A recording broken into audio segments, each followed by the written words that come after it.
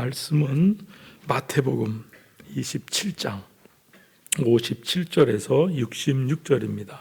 마태복음 27장 57절에서 66절. 제가 먼저 읽으면 여러분 교독해 주시기 바랍니다. 저물었을 때에 아리마대의 부자 요셉이라는 사람이 왔으니 그도 예수의 제자라. 빌라도에게 가서 예수의 시체를 달라. 이에 빌라도가 내주라 명령. 요셉이 시체를 가져다가 깨끗한 생화포로 싸서 바위 속에 판 자기 새 무덤에 넣어두 큰 돌을 굴려 무덤 묻고 거기 막달라 마리아와 다른 마리아가 무덤을 향하여 앉았더라.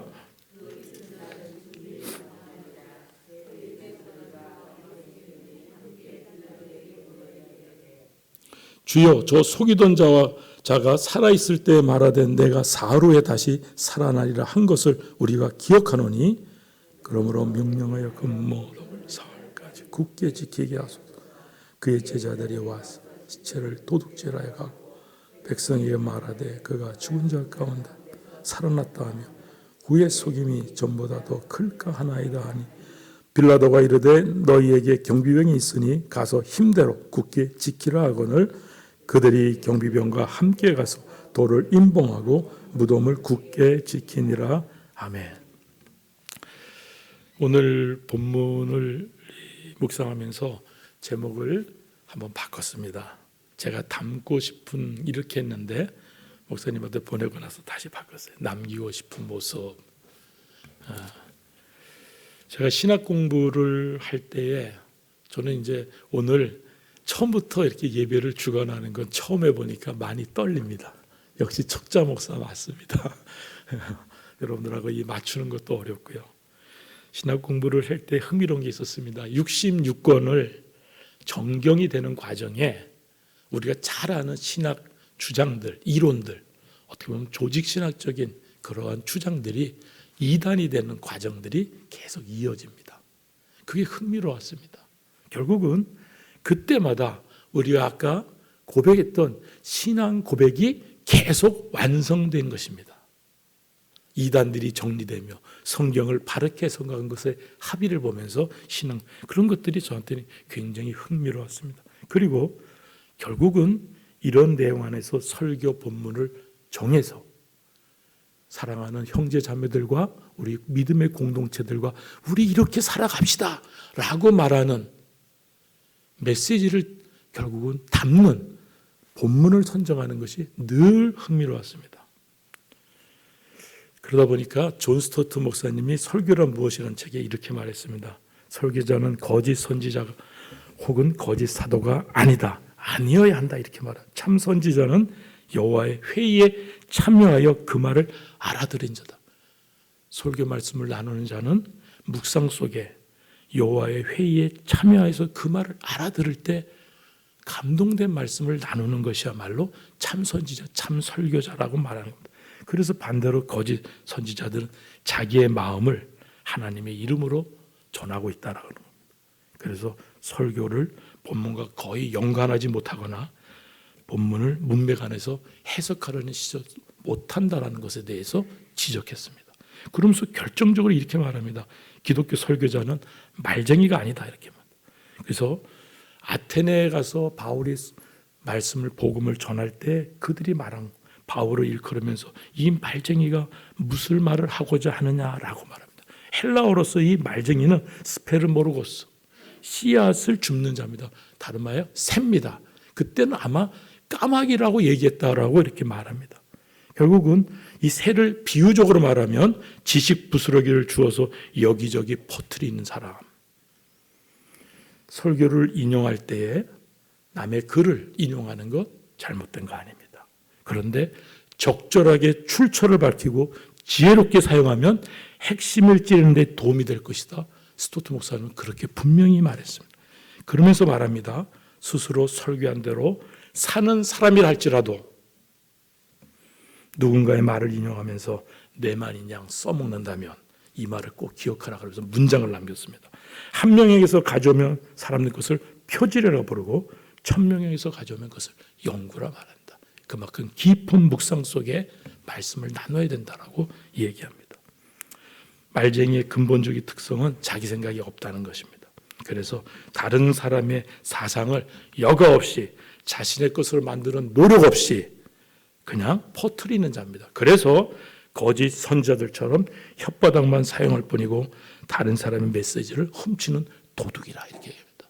제가 왜 말씀 본문에 앞서서 말씀 묵상에 대한 존절함을 여러분과 나누는지, 제가 평신도에서 설교자가 되고 나니까 늘 이 마음이 떠도릅니다. 특별히 오늘 본문 때문에 더 그렇습니다. 왜냐하면요, 이미 민수기를 넘어갔어요. 그리고 지난주 고난주간을 통해서 이 예수님의 순환에 대해서 우리는 마르고 닳도록 들었습니다. 그러다 보니까 우리 된대요, 나우히요, 성경을 바르게 해석하자, 바르게 적용하자, 목사님이 아주 강조하시는 훈련 방법 때문에 이게 우리 본문이 매일 성경으로 계속 이어지니까 말씀의 본문의 배경이 반복에 우리가 귀가 박힐 정도로 좀 훈련을 잘 받고 있지 않았습니까? 그러다 보니까 오늘 이미 지난주에 부활절 설교가 끝나고 마태복음이 끝나고 민수기를 넘어왔는데 오늘 본문을 정할 수밖에 없습니다. 왜냐하면 저희 교회는 지난주에 토요일과 주일에 새벽 기도가 없거든요. 그럼 그때 매일 성경에 빠진 본문을 그 다음 주에 수요일과 금요일에 전함으로써 여러분들에게 성경 66권을 6년 동안 하나도 빠지지 않고 묵상되게 하는 그런 방법을 하기 때문에 이 본문을 뛰어넘을 수가 없어서 나누기 때문이다. 그러다 보니까 당부의 당부지만 이건 여러분의 당부가 아니라 우리 모두 성령 하나님께 당부해야 됩니다.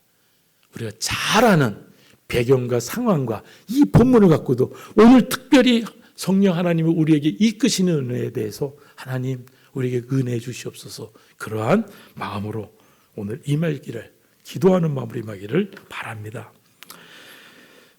여러분, 미켈란젤로라는 이름을 우리 압니다. 미켈란젤로보다 1세기 뒤에 까라바조가 미켈란조 메리시, 원래 본명입니다. 그냥 부르는 이름은 까라바조지만 미켈란조, 워낙 그 사람을 존경하니까 이름이 이렇게 된 것입니다. 이 까라바조가 그린 그림입니다. 매장이라는 그림입니다. 여기에 보면은 머리 쪽에 있는, 예수님 머리 쪽에 있는 게 아리마대 요셉이고요.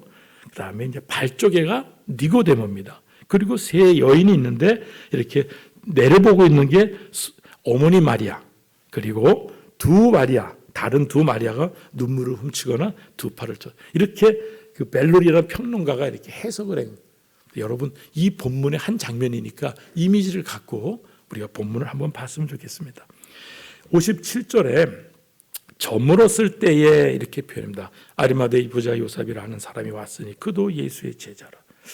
저물었을 때라는 건 옵시아스 데 게노메스 이렇게 합니다. 옵시아스 데 게노메스. 이 구절의 문구는 관용처럼 사용됩니다. 그러면 저물었을 때 그러면 언제일까? 갑자기 이렇게 물으면, 아이가 물으면 어떻게 대답할 거예요? 어두울 때야. 어두워졌어. 새카만 거야. 아니면 어두워질라 그래. 우리도 이렇게 생각하면서 순간에 말하려고 하겠죠. 그만큼 이 저물었을 때의 시간에 대해서는 매우 다양해요. 왜냐하면 한글 성경을 제가 찾아보니까 날이 저물었을 때, 저녁이 되었을 때, 그날 오후 늦게, 그날 저녁에 저녁이 되죠. 한글 성경에도 이 표현이, 이 본문의 표현이 성경마다 이렇게 달리 한글 표현했어요. 그만큼 다양한 표현으로 번역되어 있습니다. 그러면 본문의 시간대를 성경에 어떻게 이끌어왔는지 한번 확인하겠습니다. 마태복음 27장 1절에 새벽에 결박하여 총독 빌라도에게 넘겨진 거 기억하시죠? 그러면 이들이 왜 새벽까지, 밤에 체포해서 왜 새벽까지? 이유가 있죠. 사내들인 공회는 낮에 열려야 합법적이거든요. 그러니까 불법적으로 시행한 것을 캄프라치하기 위해서 새벽 동틀 때까지 기다립니다. 그래서 새벽에 이제 시작되는 겁니다. 그리고 나서 예수님에 대해 못 박은 시간을 표현한 것은 마가복음에만 있습니다. 마가복음 15장 20절에는 제3시의 십자가에 못 박히신다 이렇게 되어 있습니다. 그래서 우리 플러스 6하라 그랬죠. 그러니까 9시에, 지금 시계를 머릿속에 생각하시면 됩니다. 9시에 못을 박히셨습니다. 그리고 오늘 본문 바로 앞에 27장 45절 제6시로부터 제9시까지 온 땅이 어둠에 있었다 이렇게 됩니다. 그러면 지금 시계반은 돌아갔죠. 9시부터 오후 3시까지 넘어간 겁니다. 그리고 나서 27장 62절로 뛰어 넘어가면은 그 이튿날은 준비일 다음 날이라 이렇게 나와 있어요. 그러면 이 시간이 지금 이튿날은 준비일 다음 날, 유월절 음식 먹는 준비, 그럼 다음 날이 바로 안식일, 우리말로 하면 토요일, 그러면 금요일, 이렇게 되는 거죠, 지금. 머릿속에 지금 그걸 생각하고 계시면 되는 겁니다. 그래서 28장 1절에는 안식일이 다 지나고 안식 후 첫날, 지난주 부활주일 예배드리는 거죠. 자, 그렇게 났는데 오늘 보면 그 사이에 끼는 겁니다. 27장 50절, 저물었을 때에 아리마대의 부자 요셉이라는 사람이 왔으니 그도 예수의 제자라. 그러면 저물었을 때에 대한 이 표현이 과연 어떤 시간인가를 보면 3시부터 어둠이 되면은 이스라엘의 날짜 세는 법이 밤부터 시작한다 그랬죠. 창세기 공부 때도 배우고 또 목사님이 여러 번 강조해 주지 않습니까? 그러면 결국은 안식일 전에 이 장례를 빨리 처리해야 되는 마땅한 시간은 3시간여 남은, 이렇게 우리가 좀 상상할 수 있는 지금 시간대입니다. 이때를 지금 통틀어서 저물었을 때라고 지금 표현된 겁니다. 자, 한번 확인해 볼까요? 마태복음 4장 15절에 오병이어의 사건이 났을 때도 저녁이 되며 이렇게 됩니다. 같은 말입니다, 이거. 지금 이 원어는 다 같은 말입니다. 예수님이 가르쳐 줬어요. 근데 저녁이 됐어요. 불쌍히 여기는 마음을 예수님이 가졌어요.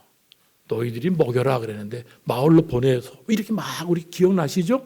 그때 저녁이 됩니다. 그런데 바로 뒤에 23절에 다 끝났습니다. 지금 무리를 보내시고 기도하러 산에 올라가시니라. 그러니까 기도하러 산에 올라가셨는데 저물매, 이 저물매도 같은 말이에요. 그러면 지금 상상해 보면은 저녁을 먹여야 될 때도 지금 저녁이 되면을 썼는데 똑같은 말을 다 마치고 이제 기도하러 다 무리를 보내고 예수님이 산에 올라가시는데도 저물매도 같은 단어예요. 마태는 이 단어를 이렇게 유동적으로 썼어요. 여러분들이 그런 생각으로 지금 이 시간을 봅니다. 시간상 넘어가겠습니다. 그래서 마태는 요일을 언급하지 않았지만은 결국은 장례를 잘 마쳐야 될 그 시간대에 지금 아리마대 요셉이 왔음을 좀 정리해 주고 있습니다. 또 아리마대 요셉에 대한 얘기입니다. 아리마대 요셉은 부자라는 용어도 씁니다. 그런데 이 아리마대라는 것이 우리가 위치적으로 어딜까 하면은 제가 이렇게 묵상하면서 좀 표현을 잘해 주려니까 저는 지금 마포에 살거든요. 얼마 전에 이사를 갔습니다. 마포에서 파주, 우리가 개성까지가 서울에서 90km라 그러거든요. 제가 바로 철책산 앞에서 근무한 적이 있었기 때문에 시간을.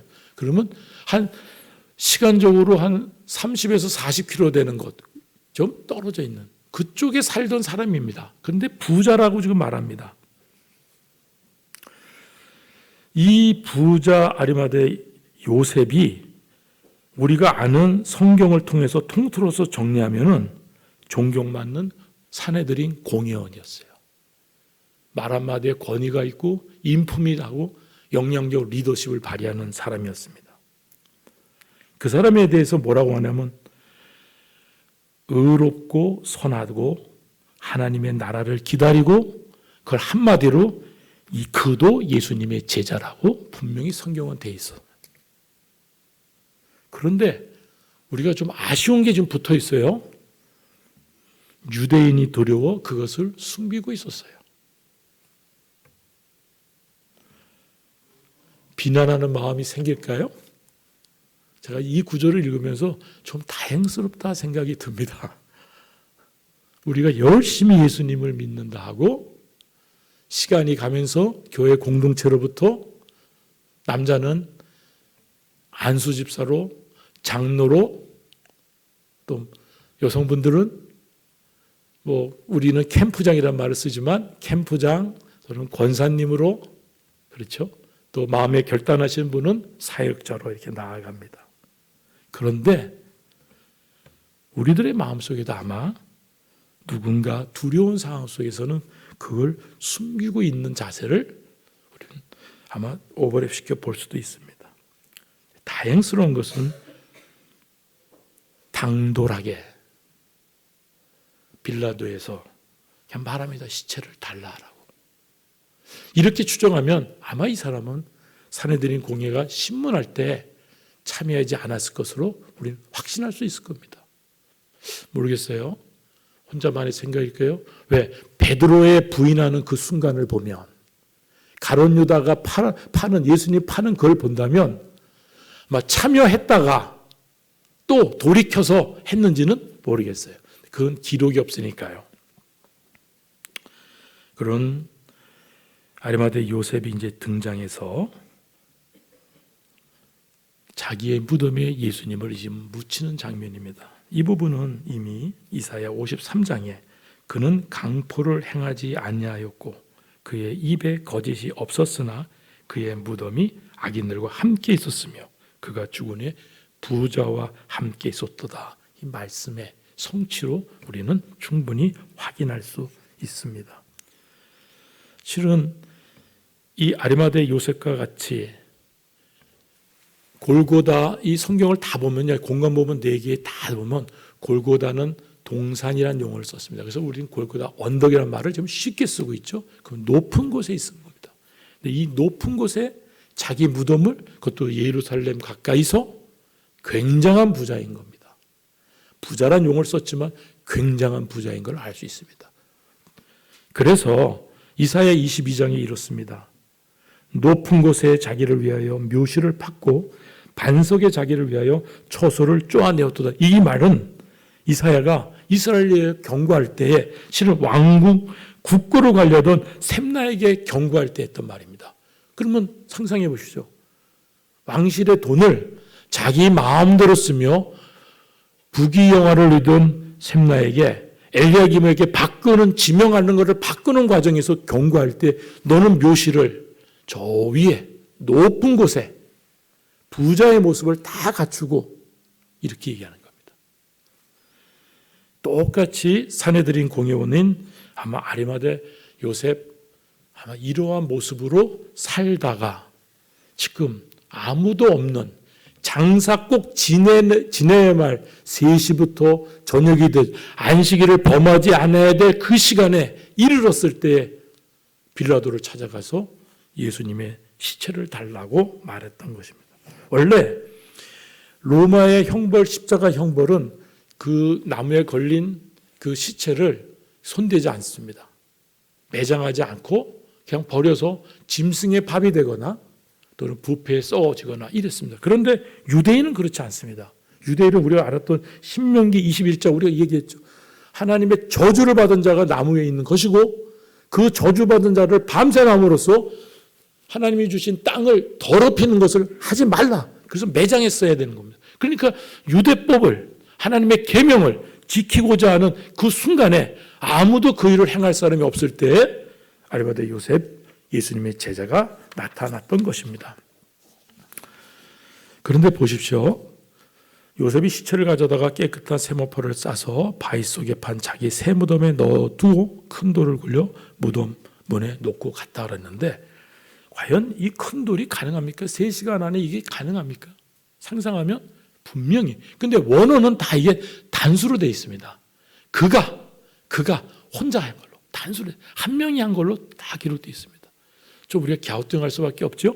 그런데 병행본문 요한복음 19장 39절에서 42절을 보면 이렇습니다. 일찍이 예수께 밤에 찾아왔던 니고데모도 모략과 침향을 섞은 것을 100리트라쯤, 이 리트라라는 거는 이거 좀 단위가 한 400여 그램 이렇게 될 겁니다.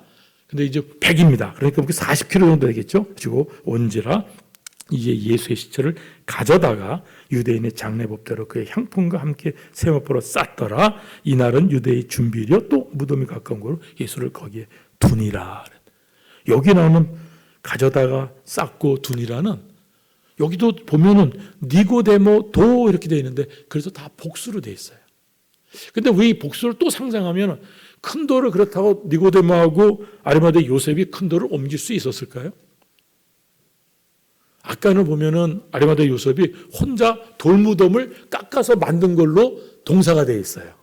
근데 이 지금 요한복음에는 복수로 돼 있어요. 아마 부자로서 미리 준비했고 많은 인력을 동원해서 3시간여의 사이에 안식일을 범하지 않고자 하는 그 노력 속에 순식간에 재빨리 재촉하면서 잘 처리하지 않았을까 이렇게 생각됩니다. 그런데 아리마대 요셉이 남긴 모습입니다.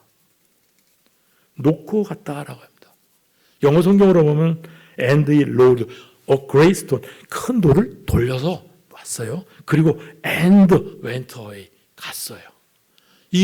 제가 일부러 영어로 쓴 이유는 뭐냐면 그냥 과거 동사예요. 했어요. 끝. 아무것도 없어요. 놓고 갔어요.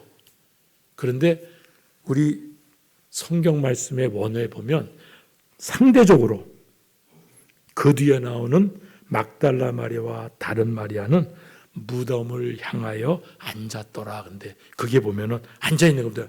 왜요? 돼요.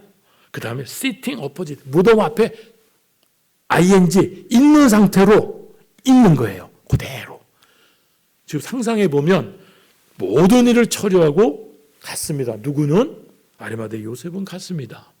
그는 선한 사람이었습니다. 의로운 사람이었습니다. 존경받고 하나님의 나라를 기다렸었습니다.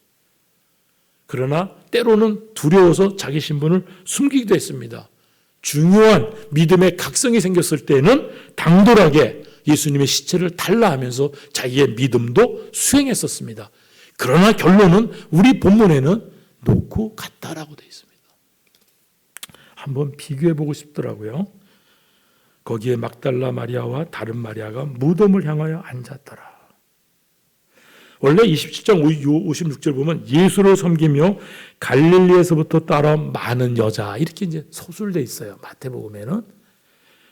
그러면서 특별히 이름을 부르는데 그 중에는 막달라 마리아와 또 야고보와 요셉의 어머니 마리아와 또 세베대의 아들들의 어머니도 있더라. 이렇게 관련된 병행 본문 성경을 다 뒤지면 마가복음에는 막달라 마리아와 요셉인데 공동번역, 우리가 캐톨릭과 같이 했던 공동번역에는 이걸 요셉으로 되어 있습니다. 막달라 마리아와 요셉의 어머니 마리아가 예수 둔 곳, 그 무덤을 지켜봤다라는 장면이 나옵니다. 그리고 이 마태복음처럼 기록되어 있지 않아요. 머물러 있고 이런 건 없어요. 머물러는 유일하게 여기만 있어요. 마태복음에만. 다 보고 갔어요. 그렇게만 기록되어 있어요. 또 누가복음엔 그렇습니다. 가로로 되어 있는 거 목사님한테 배웠죠? 가로로 되어 있는 거는 어떤 사본에는 있고 어떤 사본에는 없다는 걸 보여주기 위해서 이렇게 가로로 표시한 겁니다. 이 여자들은 막달라 마리아와 요한나와 야고보의 모친 마리아라. 또 그들과 함께한 다른 여자들도 이렇게 나옵니다. 요한복음에는 표시가 예수의 십자가 곁에는 멀리서 본 것처럼 되는데 요한복음의 기술에는 십자가 곁에, 그래서 예수님이 십자가상에서 아들입니다, 어머니라 이렇게 얘기하는 거 가까이서 있는 것처럼 됩니다. 십자가 곁에 예수의 어머니 마리아와 이모 글로바의 아내 마리아와 막달라 마리아 이렇게 호명되어 있습니다. 물론 막달라 마리아도 지명 이름을 출시한 땅이죠. 이번 공부를 성경 묵상을 하면서 막달라 마리아에 대한 오해는 푸셨죠. 그렇죠? 누가복음에 있는 마리아에 대한 향유를 부은 자의 모습과 나머지 그 공간복음과 또 요한복음에 있는 내용, 이 부분하고는 다른 마리아다. 알게 됐죠? 자, 그 전제하에 봅니다. 실은 막달라 마리아는 우리가 막연히 타락했다라고 생각하면서 모든 본문을 보기 시작하면 내용이 꼬입니다. 그럴 필요 없습니다. 막달라 마리아는 유일하게 지명으로서 이름이 됐지만은 어떻게 보면 막달라 마리아가 예수님을, 부활한 예수님을 처음 만난 자로 기록되어 있습니다. 그리고 이름이 명시돼서 아리마대 요셉은 가버렸지만 그 무덤 앞에 지금 앉아있는 사람의 이름으로 역사에 기록되어 있는 분입니다. 실은 이 무덤 앞에 왜 앉아 있을까? 이제 이거에 대한 생각입니다. 이 무덤 앞에 왜 앉아 있을까? 이 부분에 대한 적용을 우리가 결론으로 가기 전에 먼저 실은 이 이튿날 준비일 다음 날 바로 안식일이 되자 지금 사람들이 모여 있습니다. 대제사장들과 바리새인들이 모여 있습니다. 실은 대제사장들은 사두개인들입니다. 부유한 귀족입니다. 그 다음에 헬라 문화에 매우 개방적입니다. 친로마적입니다. 그래서 금품을 갖고 제사장직을 매수도 했던 사람들입니다. 그들은 형식적으로 아주 유대인다운 삶을 산다고 말하면 그래서 모세 오경만을 자기는 믿노라고 선언합니다. 그러면서 부활을 믿지 않고 그리고 장로의 구전들도 거부합니다. 결론은 뭡니까? 바리새인들과 대적하는 그룹입니다. 바리새인들과 같이 할 수 없는 겁니다. 종교적으로. 그런데 지금 이 자리에는 모여 있습니다. 누구 앞에? 빌라도 앞에 모여 있습니다. 또 바리새인들은 우리가 보통 말하는 율법사고 서기관들. 그래서 구역에서는 학자요 관리입니다. 말씀을 생활에 적용시키는 구체적으로 적용시키는 일. 그다음에 말씀들을 필사해서 넘기는 일들. 이런 일을 담당하는 사람들이었습니다. 그럼에도 불구하고 오늘 이 자리에는 같이 있습니다. 같이 무엇을 했을까요? 22장 30절에 보면은 예수님에 대해서는 어쨌든 소욕해 하는 자, 미혹해 하는 자, 우리를 속이는 자, 오늘의 말씀처럼 그렇게 얘기합니다. 이들은 마태복음이 끝나는 28장 끝에도 계속 주장합니다.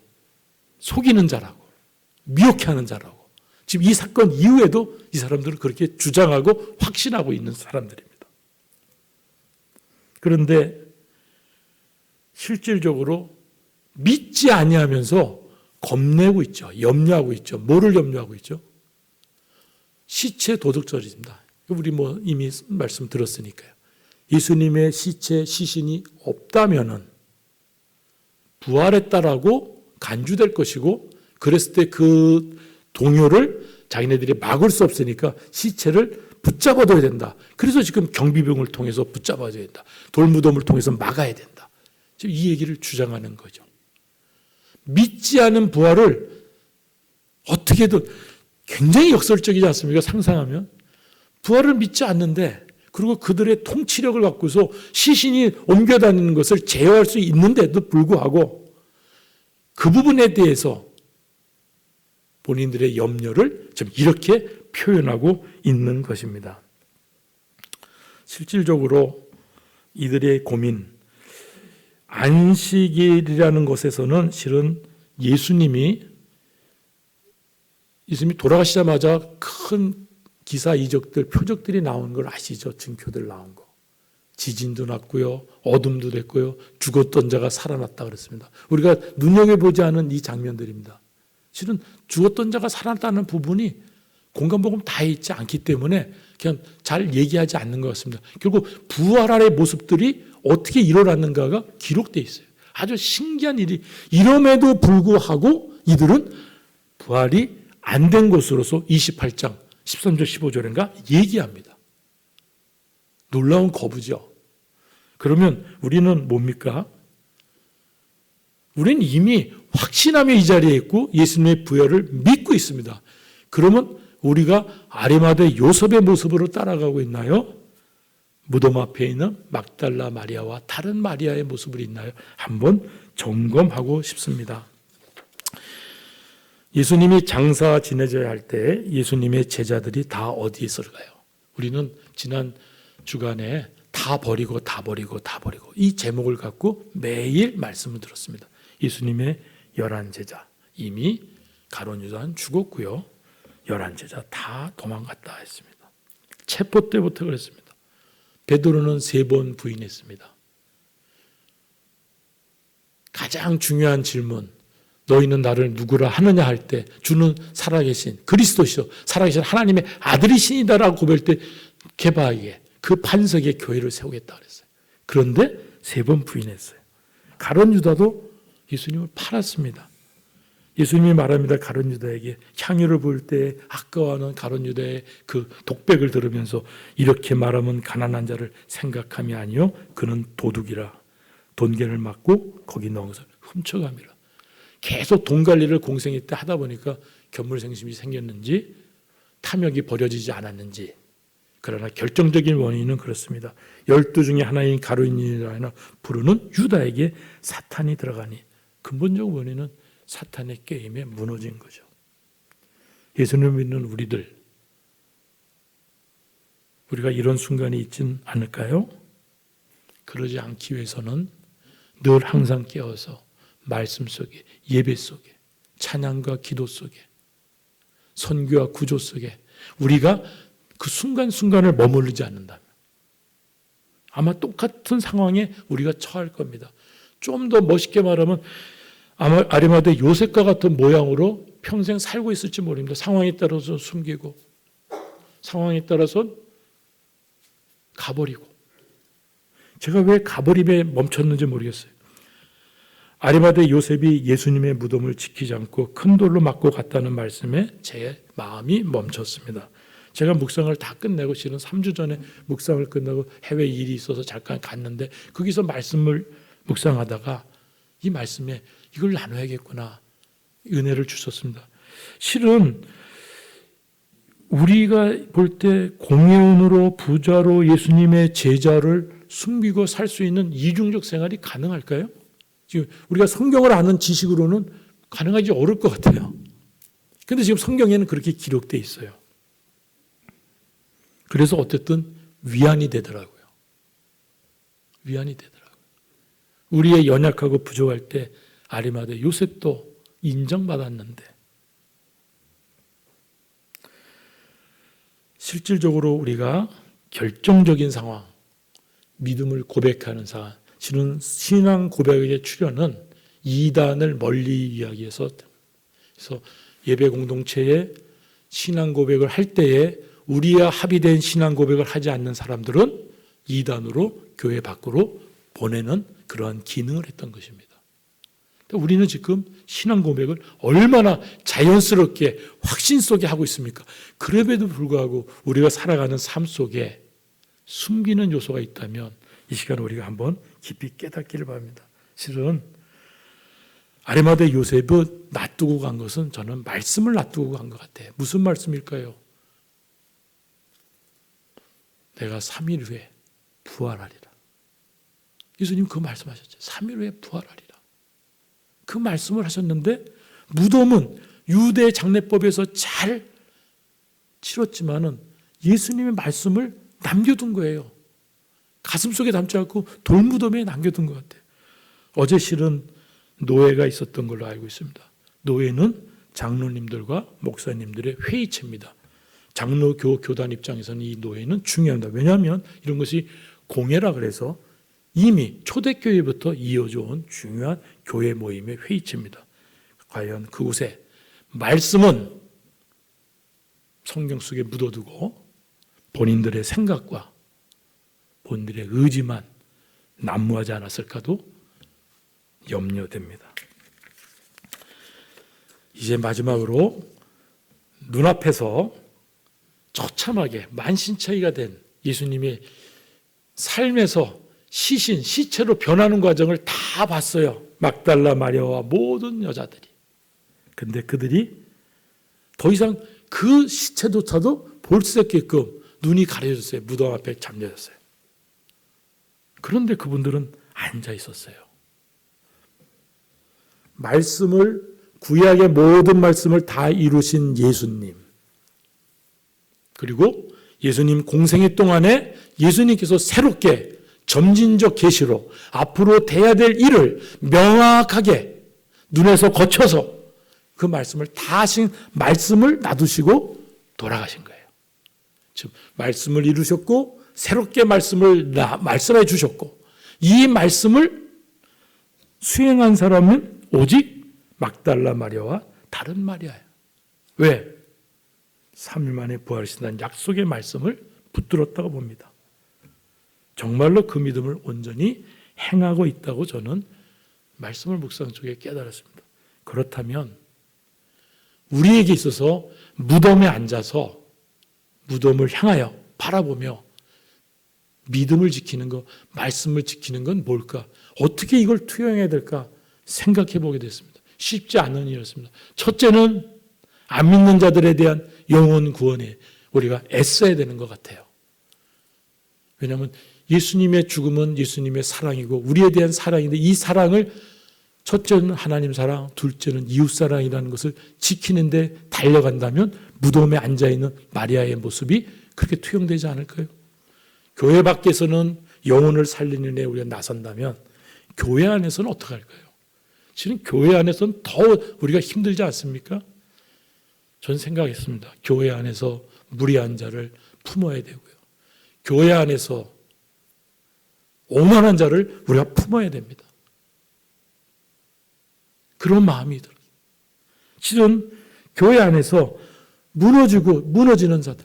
제가 주일날 모든 찬양제를 끝나고 제 노예 문제가 있어서 제 소속되어 있는 노예 교회 목사님을 뵈러 간다고 미리 약속해서 갔었습니다. 이렇게 깊이 말씀 나누는 중에 급한 전화가 왔어요. 근데 막 저하고 얘기 나누니까 사모님한테 전화를 주시면서 곧 전화를 드린다고 해주세요 하고 그렇게 하고서 들어오셨어요, 사모님이. 그래서 저희 가족과 말씀을 마무리하고 나가시는데 하는 말씀이 그분이 무슨 일이야? 이렇게 하는데 그 집사님이 신앙이 너무 좋으신데 신앙에 갈급함이 있는데 구원파에 빠졌어요. 구원에 대한 확신이 갈급한데 구원에 대해서 너무 갈급해서 구원파로 지금 갔다 그러면서 전화를 했다는 거예요. 같이 믿음 생활한 분들도 이 믿음의 연약함의 무너짐입니다. 우리가 지식으로 할 땐 그렇습니다. 그런데 성령 하나님과 붙들어서 말씀을 붙들지 않는다면 이거 이겨낼 수 없는 일들이죠. 네, 주가 저희가 이러한 일상을 살 때에 세밀하게 무덤에 앉아있는 막달라 마리아와 다른 마리아들처럼 내 생활 속에서 누구랑 대화할 때, 어떤 일을 처리할 때, 어떤 큰 일을 도모할 때 하나님의 사랑, 예수 그리스도의 사랑, 그리스도를 쫓는 자의 모습, 이 모습을 남기는 저희들 되기를 주님의 이름으로 간절히 축원합니다.